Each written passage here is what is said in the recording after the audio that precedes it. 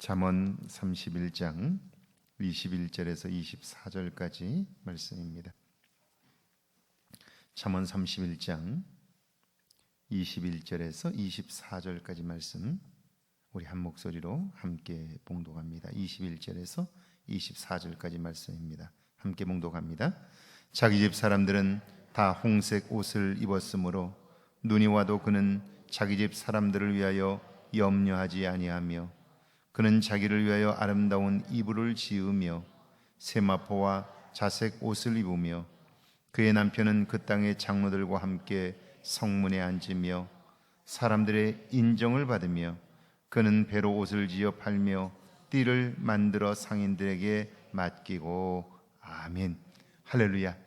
좋은 날입니다. 하나님 지내는 오늘도 여러분과 함께 하기를 축원합니다. 잡코리아가 국내 기업 578개사의 인사 담당자들을 대상으로 설문조사를 진행했습니다. 설문에 의하면 그들은 상황에 따라서 선발하는 인재상, 그러니까 지금 상황이 어떠냐에 따라서 그 회사가 요구하는 인재상이 다르다, 그렇게 대답을 했습니다. 평상시에는 성실성이 첫째입니다. 그러니까 회사가 요구하는 인재란 성실한 사람, 그런 사람이 가장 필요했다는 거죠. 그 뒤를 이어서 긍정성, 끈기, 책임감, 도덕성, 적극성, 이런 순입니다. 그런데 지금과 같은 불황기, 어렵고 힘겨운 시기에는 회사들이 요구하는 인재상이 조금 달라지는데, 이때 회사가 가장 필요로 하는 사람은 긍정적인 마음을 가진 사람, 그러니까 어떤 상황에서도 긍정적으로 반응할 수 있는 사람, 그런 사람을 선발한다 하는 거예요. 물론 성실성이 중요하지 않은 것은 아닌데, 그러나 그것보다도 이런 시기에는 그 사람의 내면, 상황을 대하는 태도, 그리고 긍정적인 마음을 가진 사람, 그런 사람을 선발한다는 거예요. 성실성과 긍정성, 그것은 이 시대 사람들이 가장 원하는 인재의 모습이다 하는 거예요. 그러니까 공부만 잘하는 것이 아니라 적어도 그의 내면이 건강한 사람, 그런 사람을 회사는 원하고 있다 하는 것입니다. 오늘 21절에 나오는 현숙한 여인의 모습이 그렇습니다. 자기 집 사람들은 다 홍색 옷을 입었으므로 눈이 와도 그는 자기 집 사람들을 위하여 염려하지 아니하며, 어렵게 되어 있는데요, 그녀는 가족들에게 입힐 따뜻한 옷을 마련해 놓았으므로 겨울이 닥쳐도 염려하지 않는다, 그런 말이에요. 그러니까 겨울이 오기 전에 가족들을 위하여 미리 겨울 옷을 준비해 둔 거예요. 그러니까 겨울이 온다고 해도 결코 걱정하지 않는다 하는 말이에요. 당시로서는 직접 실을 뽑고 배를 짜야 돼요. 따뜻한 옷을 마련하기 위해서는 미리 실과 배를 준비해야 하는 거죠. 옷을 지어야 해요. 그러니까 계획성을 가지고 미리 성실하게 준비하지 않으면 불가능한 거예요. 현숙한 여인이란 성실함으로 다가오는 시간들을 준비할 줄 아는 사람이다 라고 하는 거죠. 오늘 그리스도인의 삶도 그래요. 사람들이 가끔 제게 하는 이야기가, 목사님, 어려움을 만나니까 기도도 안 나온다고 그렇게 얘기를 해요. 어려움을 만나서 기도가 안 나오는 걸까요? 평상시에 기도를 준비하지 않은 걸까요? 평상시에 기도를 준비하지 않은 거예요. 그런데 그건 빼버리고 어려움을 만나니까 기도가 안 되더라 그래요. 그렇지 않아요. 우리의 몸은, 여러분, 무조건적 반사를 할 수 있도록 창조되었어요. 갑자기 무언가 날라오면 눈이 깜빡거리잖아요. 그건 우리가 의식해서 그런 게 아니에요. 몸이 반응하는 거예요. 그렇다면 사실 우리의 삶도 마찬가지. 우리가 기도하는 일이 습관이 되면, 몸에 배이면 어떤 상황에서도 기도할 수 있는 것이죠. 여기 그녀는 가족만을 위해 성실한 것이 아니에요. 22절에 보면 그는 자기를 위하여 아름다운 이불을 지으며 세마포와 자색옷을 입으며, 그렇게 되어 있어요. 여러분, 이 잠언이 기록된 것이 얼마나 오래전인가를 한번 생각해 보세요. 적어도 수천 년 전이에요.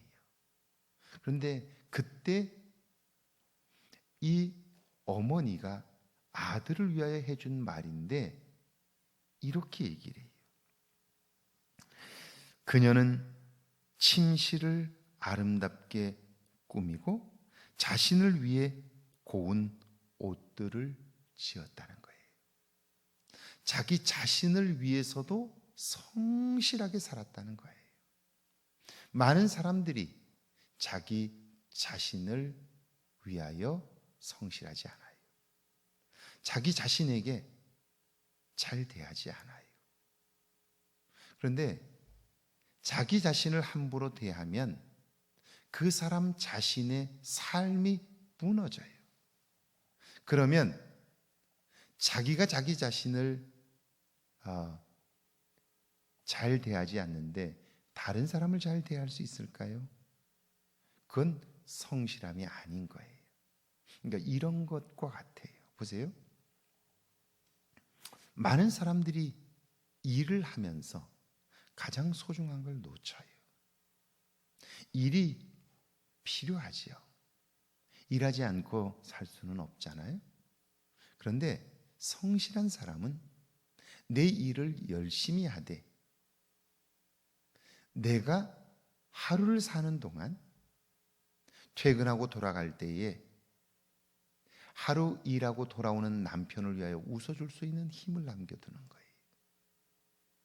가족들과 함께 이야기할 수 있는 힘들을 남겨두는 거예요.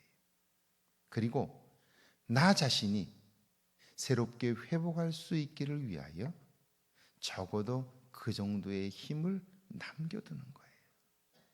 이게 지혜로운 거죠. 자기 자신을 배려하는 거예요. 근데 많은 사람들이 일을 하다 보면 하루 중에 일을 하면서 에너지를 다 써버려요. 집에 와서는 가장 소중한 가족들과 함께 대화할 만한 힘까지 남겨두질 않아요. 제 자신이 그랬어요. 어느 날 파김치가 되어서 집에 들어갔는데 아이들이 하루 종일 있다가 아빠를 보니까 반가워서 와서 매달리고 그래요. 그럼 제가 아빠 지금 힘들거든. 너희들 방에 가서 놀아. 그래요. 늘 그랬어요. 어느 날 큰아이가 제게 이렇게 얘기해요. 아빠 기분 나쁘라고 하는 얘기 아니니까 그냥 들어. 그래서 뭔데? 그랬더니 아빠 집에 들어올 때마다 같이 놀아달라 그러면 아빠 피곤하다고 그러지. 그러지. 피곤하니까. 근데 교인들에게서 전화 오면 어때? 할렐루야 그리고 나가잖아. 아이들이 아는 거예요. 아무리 피곤하다고 해도 교인들에게서 전화 오면 달려나가요. 아이들이 볼 때 그게 온당하지 못한 거예요. 그리고 그건 사실이에요. 자, 나 자신을 위하여 성실하게 대하는 것. 그뿐 아니라 남편을 위해서도 성실해요. 그의 남편은 그 땅의 장로들과 함께 성문에 앉으며 사람들의 인정을 받으며 남편을 내조함으로 당당하게 살며 존경하는 삶을 살도록 돕는 거죠. 종교개혁자 마르틴 루터의 부인 폰보라가 그런 여인입니다. 종교개혁 당시 수많은 사람들이 루터에게 모여왔어요. 그 많은 사람들을 먹이고 입히고 삼남 삼녀의 자녀를 키워야 했습니다. 쉽지 않은 일임에도 그 일을 잘 감당했고 남편으로부터 당신은 주군이고 나는 신하입니다. 당신이 모세라면 나는 아론입니다. 마르틴 루터가 그의 부인 폼보라를 향해서 한 말이에요. 여기 23절에 보면 현숙한 여인은 오늘을 복되게 살 뿐 아니라 내일을 위한 일에도 관심하죠. 그는 배로 옷을 지어 팔며 띠를 만들어 상인들에게 맡기며. 지혜로운 사람은요, 오늘을 열심히 살지만 분주함 가운데서도 내일을 위한 시간들을 남겨두는 거예요. 배로 옷을 지어 팔며, 이것은 오늘을 위한 것이 아니라 내일을 위한 거예요. 모래시계처럼 우리가 가진 것을 쓰다 보면 언젠가는 다 떨어지고 말아요. 그런데 계속해서 채워지는 항아리는 꺼내도 줄지 않는 거죠. 그러니까 성실함이란 나 자신을 향해서, 가족들, 자녀들을 향해서, 남편을 향해서, 내 가족을 위해서 행하는 성실함은 결국 나를 복되게 할 뿐 아니라, 오늘을 복되게 할 뿐 아니라 내일을 준비하게 하여 나와 내 가족 모두를 행복하게 할 수 있다 하는 거죠. 그러니까 성실하게 살 뿐 아니라 그의 삶이 긍정적이어서 미래를, 오늘을 살 때 미래를 준비할 줄 아는 지혜가 그 속에 있는 거죠. 오늘 하루 중에 이런 지혜가 있기를 주의 이름으로 축원합니다. 우리 함께 기도합니다. 성실함으로 살게 해달라고요, 내일을 준비하는 지혜가 있게 해달라고요, 함께 기도합니다. 하나님 감사합니다. 오늘도 새날을 주셔서 오늘을 살게 하시니 감사합니다. 주님, 오늘을 살되 나를 위하여 배려하게 하시고, 자녀들을 위하여 배려하게 하시고, 남편과 아내를 위하여 배려할 수 있도록 은혜를 베풀어 주옵소서. 오늘을 살되 내일을 배려할 줄 아는 성실함이 우리 안에 있게 하시고, 어떤 경우에도 긍정적인 마음으로 살아 나 때문에 누군가가 힘을 얻는 은혜의 역사가 있게 하옵소서. 오늘 주님과 동행하는 날이 복되게 하시고 주일을 준비하는 복된 마음들이 우리 안에 있게 하옵소서. 오늘을 분주하게 살지만 내일 주일을 준비할 수 있는 마음도 우리 안에 있게 하셔서 지혜로운 삶이 우리의 삶이 되게 하옵소서.